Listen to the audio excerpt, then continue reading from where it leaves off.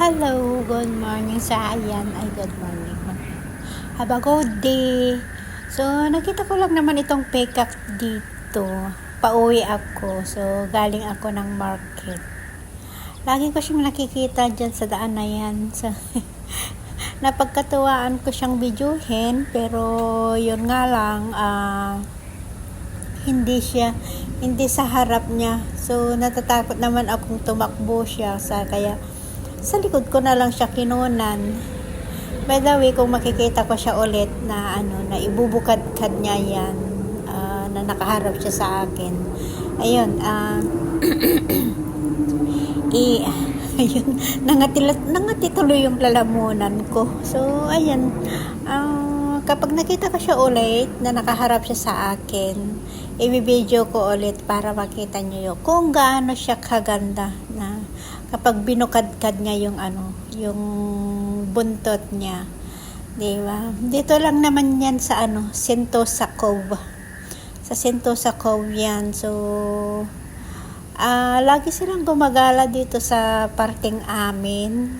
And then, parang yung bakanting bahay yata, doon na lang sila namumugad. Minsan nakikita ko sa terrace. Yun, andun sila.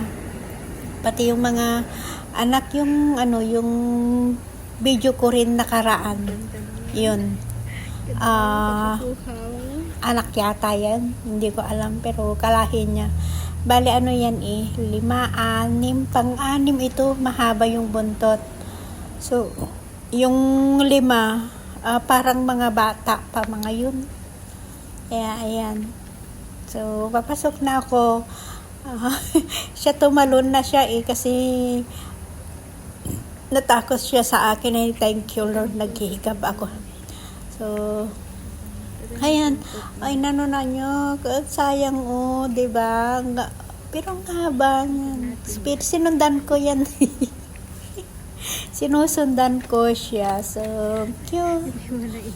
Diba? So, dito lang ako talaga nakakita ng mga ganyan wild animals. So, may mga unggoy pa. Pati yung maraming kakaibang ibon dito sa amin.